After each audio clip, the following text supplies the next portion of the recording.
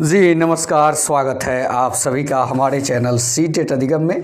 दोस्तों, इस वीडियो में हम लोग डिस्कस करने वाले हैं वैसे प्रश्न जिसके अकॉर्डिंग प्रश्न पूछा जा रहा है बीपीएससी टीआरई परीक्षा में।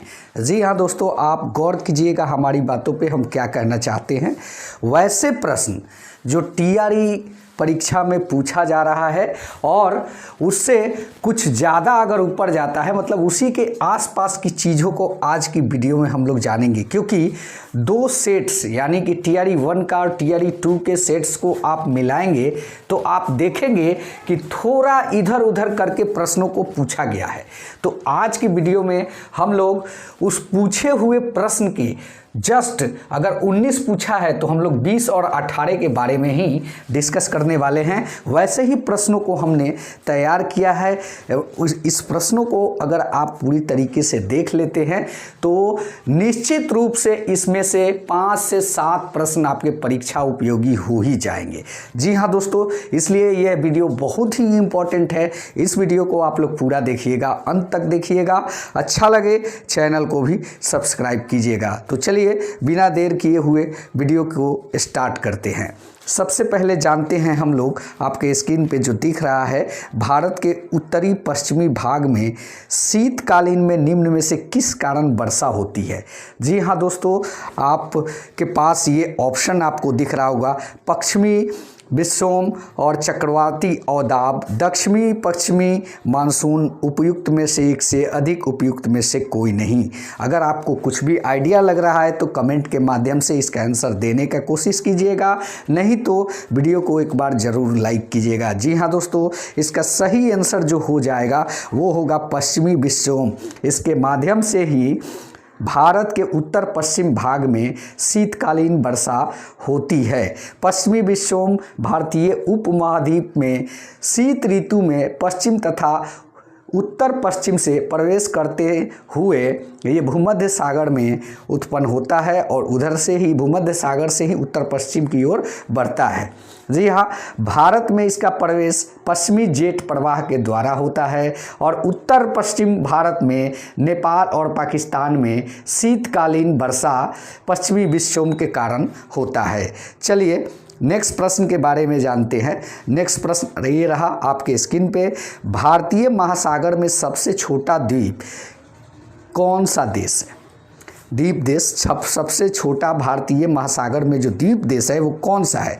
श्रीलंका, मेडागास्कर, मॉरिशस, भूटान, उपयुक्त में से कोई नहीं। यह प्रश्न का उत्तर अगर मैप पे बताया जाता तो बहुत ही मज़ा आता, लेकिन फ़िलहाल हम बात करते हैं कि इसमें वो कोई भी ऑप्शन ऐसा नहीं दिख रहा है जो आपको यह बता सके कि सबसे छोटा द्वीप कौन सा है। जी हाँ, इसमें से सही आंसर यही होगा, उपयुक्त में से कोई नहीं।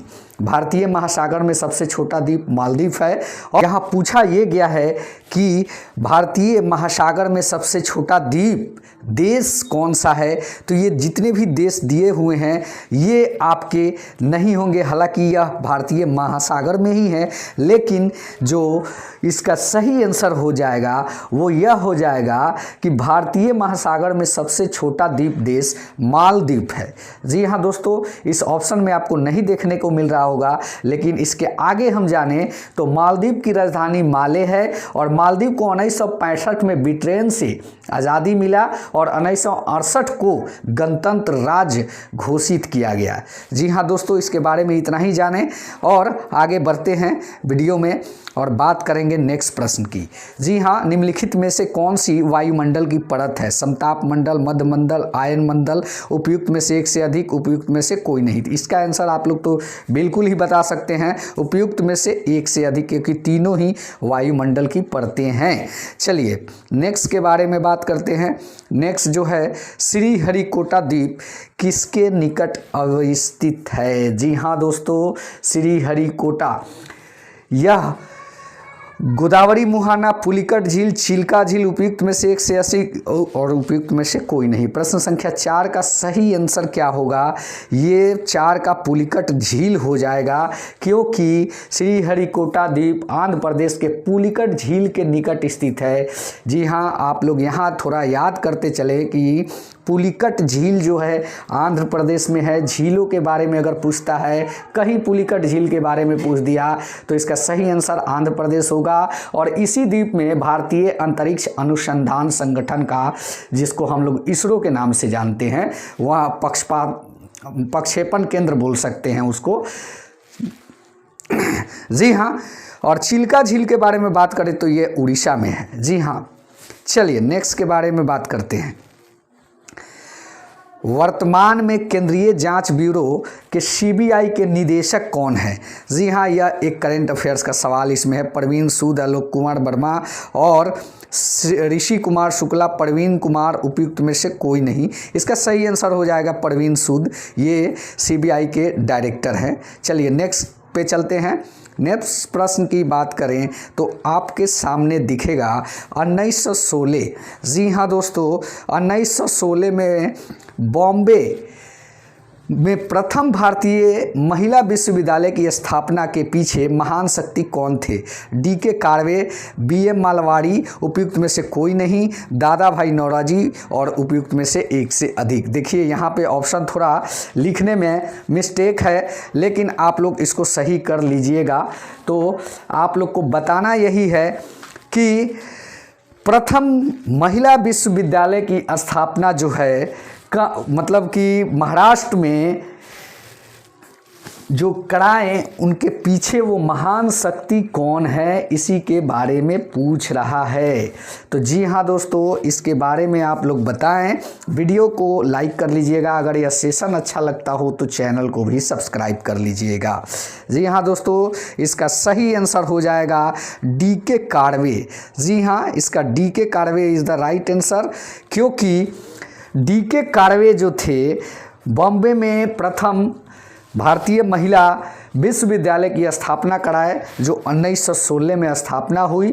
फर्ग्यूसन कॉलेज के प्रधानाध्यापक प्रोफेसर थे डी.के. कार्वे, और 1899 ईस्वी में पूना में एक विधवा आश्रम भी स्थापित इन्होंने किया था, जिसमें उच्च वर्ग की विधवाओं को अध्यापिका, डॉक्टर, नर्स बनाकर उनके जीवन में नए उत्साह भरने का काम इन्होंने किया।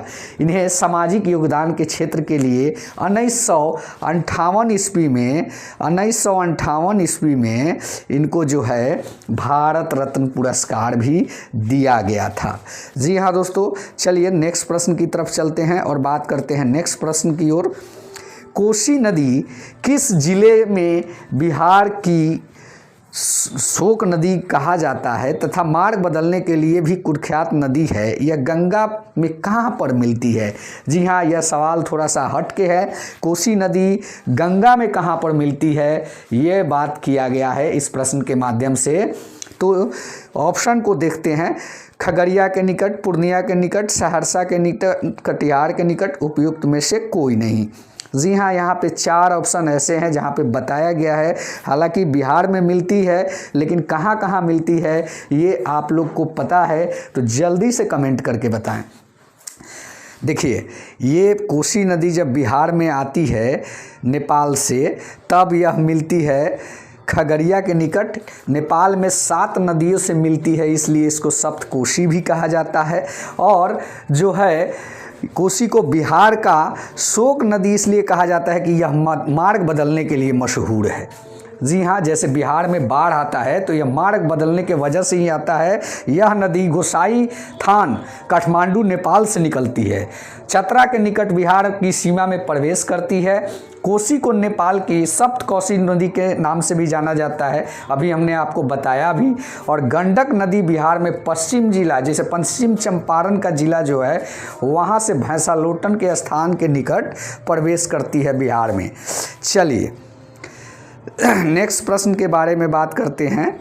तो बात करें कावेरी जल विवाद किनके किनके बीच है? जी हाँ, कावेरी जल विवाद बहुत ही मशहूर है, दक्षिण भारत का यह विवाद।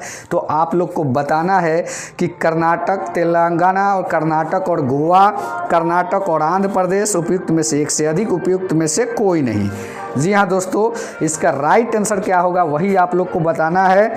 आजकल थोड़ा पूजा पाठ का माहौल चल रहा है, इसलिए जगह जगह पे लाउड स्पीकर सुनने को मिल रहा है। आप लोग को भी बैकग्राउंड नॉइज़ थोड़ा सा मिल रहा होगा, हमको उम्मीद है, लेकिन क्या किया जाए, थोड़ा सा इस पर भी ध्यान देना ज़रूरी है।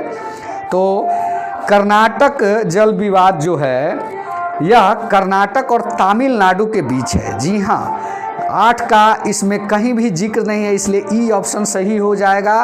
कर्नाटक जल विवाद जो है यह कर्नाटक और तमिलनाडु के बीच में है। चलिए प्रश्न संख्या 9 की तरफ बढ़ते हैं। प्रश्न संख्या 9 क्या कह रहा है? महात्मा गांधी ने की थी भारतीय राष्ट्रीय कांग्रेस सत्र की अध्यक्षता कितनी बार की थी, यही पूछ रहा है प्रश्न में। बेलगांव, मद्रास, कानपुर, उपयुक्त में से एक से अधिक, उपयुक्त में से कोई नहीं। इस प्रश्न का सही आंसर क्या होगा आप लोग बताइए। जी हाँ दोस्तों, बेलगांव, मद्रास, कानपुर और उपयुक्त में से एक से अधिक, उपयुक्त में से कोई नहीं। तो प्रश्न संख्या 9 का सही आंसर क्या होगा ये बताना है। बेलगांव में अध्यक्षता उन्होंने की थी 1900 कितने ईस्वी में? बेलगांव की अध्यक्षता उन्होंने कितने ईस्वी में की थी? आप लोग ज़रूर एक बार इसको कमेंट के माध्यम से बताएं। चलिए नेक्स्ट प्रश्न पे चलते हैं। जाबहार बंदरगाह किस देश में स्थित है? पाकिस्तान, अफगानिस्तान, मस्कट और इनमें से कोई नहीं, इराक। देखिए यहाँ भी थोड़ा सा मिसप्रिंटिंग हुआ है, आप इसको थोड़ा सा आप लोग सही कर लेंगे दिमाग में। तो इसका चाबहार बंदरगाह किस देश में स्थित है? पाकिस्तान, अफगानिस्तान, मस्कट, इराक और इसमें से कोई नहीं, ये ऑप्शन है इस प्रश्न का। तो प्रश्न संख्या 10 का सही आंसर क्या होगा? तो प्रश्न संख्या 10 का सही आंसर उपयुक्त में से कोई नहीं होगा, क्योंकि चाबहार बंदरगाह जो है इराक में नहीं, ईरान में है।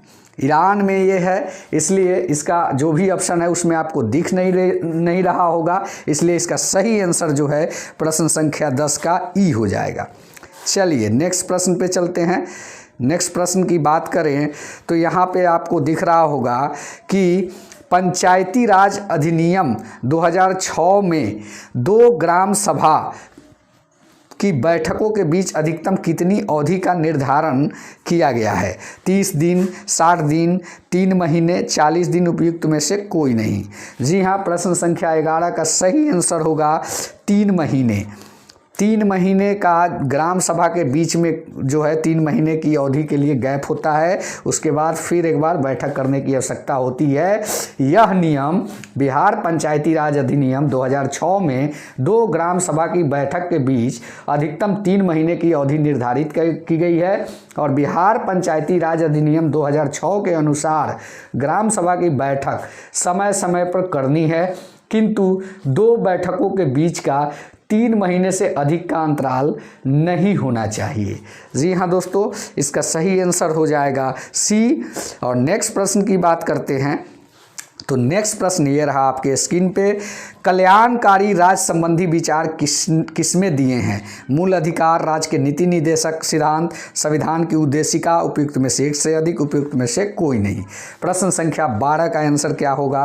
तो प्रश्न संख्या 12 का आंसर बी हो जाएगा, क्योंकि कल्याणकारी राज्य की अवधारणा राज्य की नीति से संबंधित सिद्धांत है और राज्य की नीति निर्देशक तत्व आयरलैंड से लिया गया है। संविधान के भाग 4 का अनुच्छेद 36 से 51 तक राज्य के नीति निर्देशक तत्व से संबंधित है। तो दोस्तों, उम्मीद करता हूं कि यह वीडियो आप लोग को अच्छा लगा होगा। अगर अच्छा लगा है चैनल को सब्सक्राइब करें। मिलते हैं नेक्स्ट वीडियो में। धन्यवाद। जय हिंद, वंदे मातरम।